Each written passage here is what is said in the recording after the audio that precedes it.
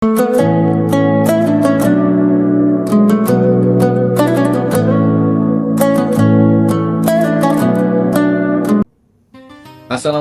warahmatullahi wabarakatuh.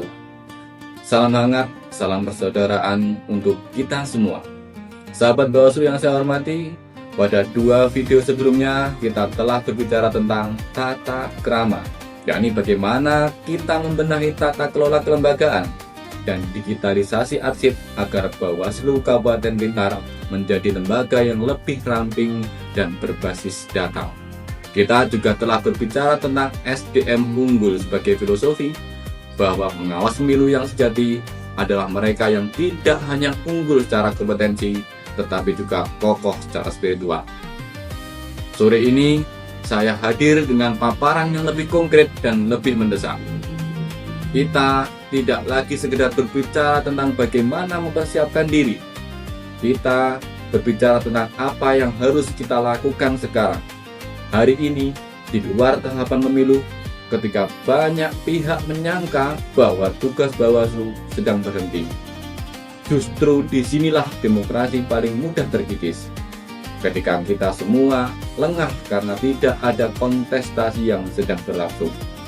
Saya, Narsulit, Koordinator Divisi SDM Organisasi dan Diklat Bawaslu Kabupaten Blitar, dan inilah paparan ketiga kita dalam seri SDM Unggul tentang bagaimana kapasitas sumber daya manusia kita dikerahkan untuk misi yang paling fundamental, konsolidasi demokrasi. Sahabat sekalian, ada sebuah mandat yang jelas dan yang telah diturunkan kepada kita semua. Instruksi Ketua Bawaslu Republik Indonesia nomor 2 tahun 2026 tentang tugas konsolidasi demokrasi dalam memperkuat penyelenggaraan pemilihan umum di luar tahapan. Dokumen ini bukan sekedar surat biasa. Ini adalah perintah operasional yang lahir dari kesadaran bahwa demokrasi tidak bisa dibiarkan tanpa penjaga di antara dua siklus pemilu. Apa yang diperintahkan dalam instruksi tersebut? Pertama, seluruh Bawaslu di setiap tingkatan, termasuk Bawaslu Kabupaten Blitar, wajib melakukan identifikasi dan pemetaan terhadap isu-isu demokrasi dan kepemiluan yang aktual melalui kegiatan diskusi dengan masyarakat sipil dan pemangku kepentingan. Kedua, pelaksanaan diskusi ini harus dilakukan sekurang-kurangnya 3 kali dalam 1 minggu. Bukan 3 kali setahun, bukan 3 kali sebulan, tetapi 3 kali dalam seminggu. Ini adalah intensitas yang luar biasa tinggi, dan itu bukan tanpa alasan. Ketiga, diskusi ini bisa dilakukan di mana saja, di kantor, di warung kopi, di halaman pasar, di teras masjid, di balai desa, bahkan di tempat parkir sekalipun. Yang penting percakapan itu terjadi, warga bicara, Bawaslu mendengar, dan kita bersama-sama memetakan potensi ancaman bagi demokrasi. Bawaslu Kabupaten Blitar merespon mandat ini dengan serius. Kami telah menginstruksikan kepada seluruh jajaran, baik anggota maupun staf, untuk turun ke lapangan, membangun percakapan yang bermakna dengan warga, dan menjadi antena penyerap aspirasi masyarakat tentang kondisi demokrasi di Kabupaten Blitar. Ini bukan sekedar kepatuhan terhadap instruksi, ini adalah panggilan profesi. Ada pertanyaan yang mungkin muncul di benak kita. Mengapa harus sekarang? Bukankah pemilu baru saja selesai? Bukankah ini saatnya kita beristirahat? Justru sebaliknya. Periode antara dua siklus pemilu adalah saat di mana potensi kerawanan demokrasi paling sulit terdeteksi, namun paling mudah berkembang. Ini adalah masa ketika narasi-narasi berbahaya disemai perlahan-lahan tanpa ada yang memperhatikan. Ini adalah masa ketika pelanggaran-pelanggaran kecil menjadi kebiasaan. Ini adalah masa ketika kepercayaan publik terhadap institusi demokrasi, termasuk lembaga pengawas pemilu, diuji. Demokrasi bukan seperti gedung yang sekali dibangun langsung berdiri selamanya. Ia lebih menyerupai tanaman yang harus dirawat setiap hari, disiram, dibersihkan dari hama, dan dijaga dari badai. Jika kita menunggu tahapan pemilu dimulai, baru kemudian bergerak, kita sudah terlambat. Potensi politik uang sudah mengakar, narasi disinformasi dan hoax sudah menyebar. Isu netralitas aparatur sipil negara sudah menjadi kelaziman dan demokrasi kita pun semakin rapuh. Itulah mengapa Ramadan tahun ini bukan hanya bulan ibadah bagi kami. Ini juga bulan di mana kami mempersiapkan diri, mental, spiritual, dan intelektual untuk misi konsolidasi demokrasi yang kami emban. Sahabat-sahabat, mari kita bicara substansi. Isu-isu apa aja yang menjadi medan diskusi kita dalam program konsolidasi demokrasi ini? Instruksi Ketua Bawaslu telah memetakan setidaknya 8 klaster persoalan besar. Saya ingin membahas setiap klaster dengan singkat namun bermakna, karena inilah yang harus dikuasai oleh setiap pengawas pemilu di Badan Pengawas Pemilu Kabupaten Blitar ketika dia turun di lapangan. Yang pertama adalah politik uang. Politik uang adalah patologi terbesar dalam demokrasi elektoral kita. Ia bukan sekedar soal amplop yang berpindah tangan menjelang hari pemungutan suara. Ia adalah ekosistem yang sudah lama terbangun, mulai dari pemberian bantuan sosial yang didesain untuk membangun loyalitas politik hingga janji-janji yang dilunasi setelah jabatan diraih. Yang lebih mengkhawatirkan adalah fakta bahwa sebagian masyarakat kini telah menganggap politik uang sebagai sesuatu yang lumrah, bahkan menjadi ukuran seberapa serius seseorang calon membutuhkan suara mereka. Pergeseran nilai ini adalah ancaman serius terhadap kualitas demokrasi kita. Dalam diskusi-diskusi konsolidasi kita, pertanyaan yang perlu kita ajukan kepada warga adalah, apakah mereka merasa bebas memilih tanpa tekanan? Apakah ada harga yang dilekatkan pada suara mereka? Kita perlu memetakan titik-titik kerawanan ini sebelum tahapan dimulai. Klaster kedua yaitu soal disinformasi dan hoax. Kita hidup di era di mana informasi palsu bisa menyebar lebih cepat dari fakta.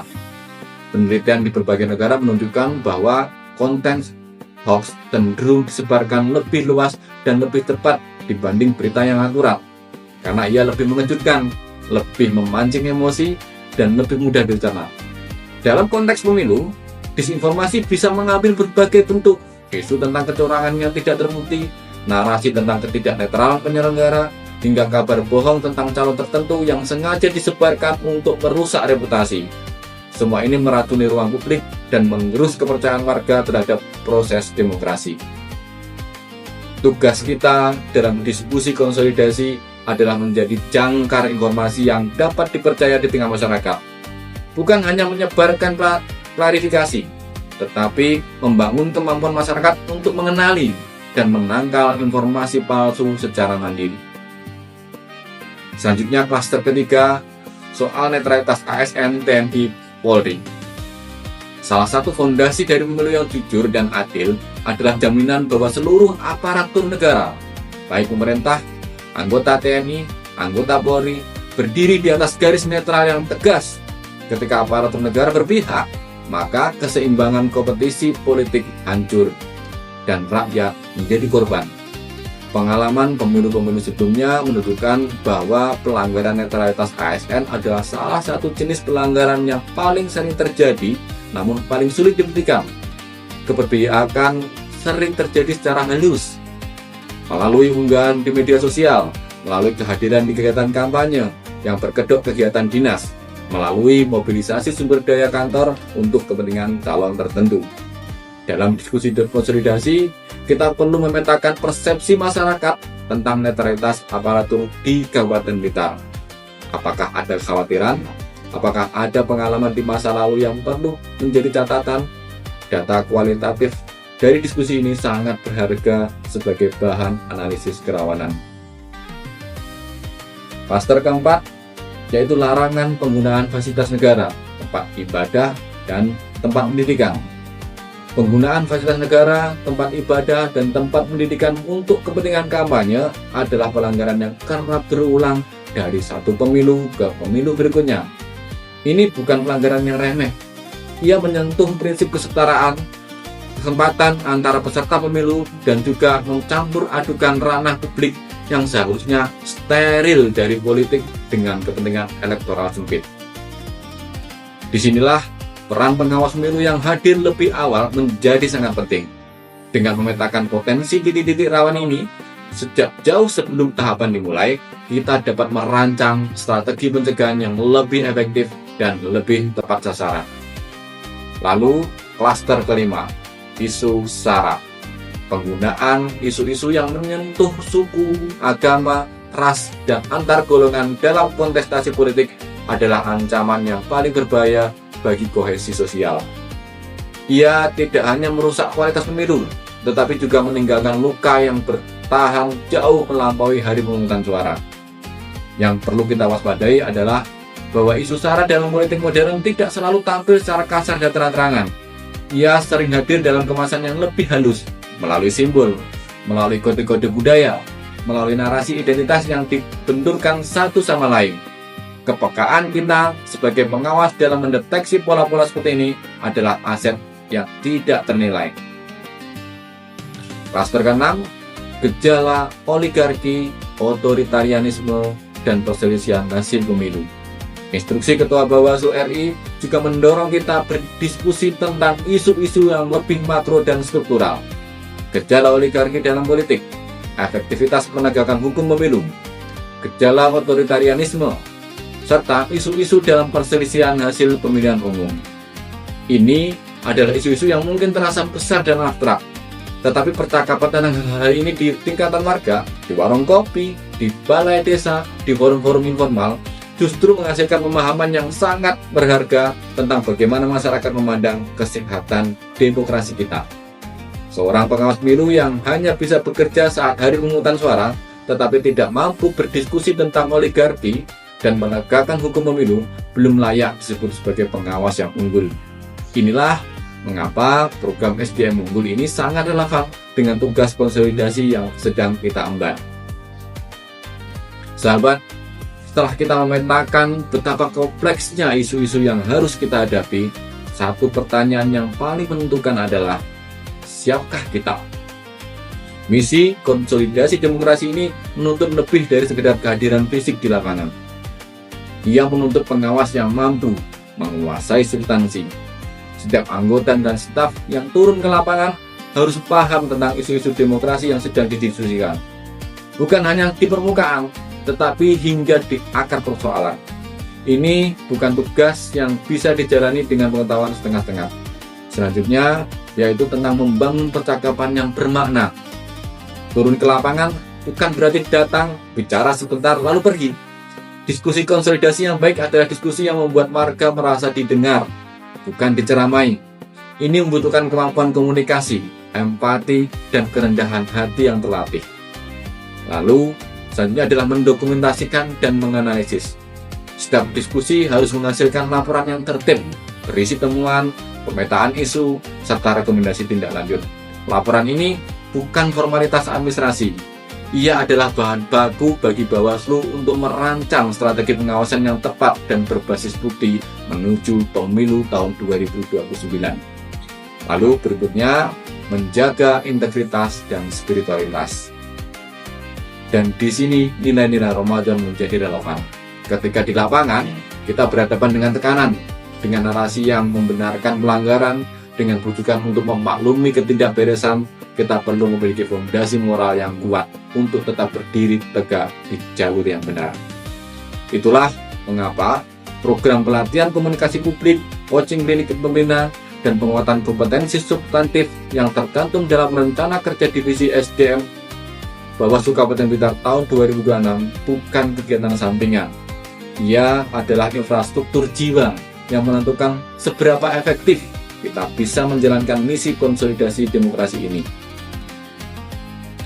Sahabat-sahabat yang saya muliakan, ada yang menarik ketika kita menjalankan tugas konsolidasi demokrasi ini di bulan Ramadan. Ada sebuah irisan yang indah antara nilai-nilai ibadah yang sedang kita jalani dan misi yang sedang kita emban.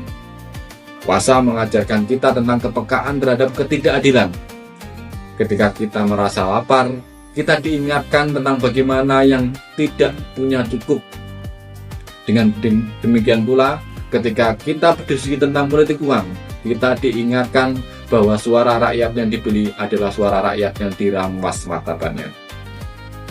Puasa mengajarkan kita tentang kejujuran. bahkan ketika tidak ada yang melihat.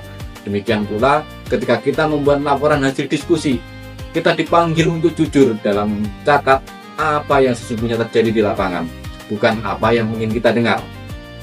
Dan puasa mengajarkan kita tentang kesabaran dan ketekunan, bahwa perubahan yang bermakna tidak terjadi dalam semalam.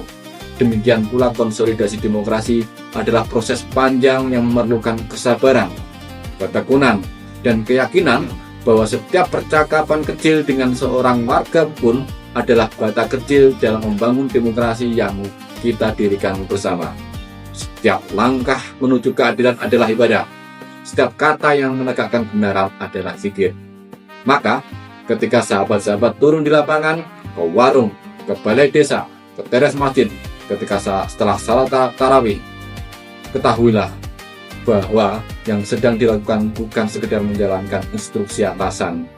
Yang sedang dilakukan adalah menunaikan amanah yang jauh lebih agung dari itu. Sahabat-sahabat, rekan-rekan pengawas pemilu yang saya banggakan, kita telah bicara panjang sore ini. Dari mandat instruksi yang jelas, peta isu yang kompleks, hingga nilai-nilai Ramadan yang menjadi landasan moral kita.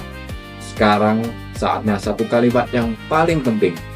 Turunlah ke lapangan, dengarkan warga, petakan ancaman, laporkan dengan jujur, ulangi 3 kali dalam seminggu. Itulah tugas kita.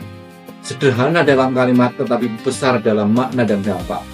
Bawaslu Kabupaten Blitar tidak akan menjadi lembaga yang disegani hanya karena kita memiliki kantor yang rapi atau arsip yang terdigitalisasi. Kita akan disegani karena pengawas-pengawasnya hadir di tengah masyarakat, mengenal warganya, memahami persoalan demokrasi yang nyata, dan berani berdiri di garis depan penjagaan integritas pemilu. Itu hanya mungkin terwujud jika SDM kita sungguh-sungguh unggul. Unggul dalam pengetahuan, unggul dalam karakter, dan unggul dalam semangat pelayanan. Dan saya yakin dengan spirit Ramadan yang sedang mengaliri dada kita semua, dengan tekad yang sama untuk menjaga demokrasi ini tetap bermartabat, kita bisa, kita mampu, dan kita akan melaksanakan tugas ini dengan sebaik-baiknya. Terima kasih atas dedikasi yang tidak pernah padam. Selamat menjalankan ibadah puasa. Semoga langkah kita di lapangan menjadi catatan amal kebaikan yang tidak terhapus. Wassalamualaikum warahmatullahi wabarakatuh.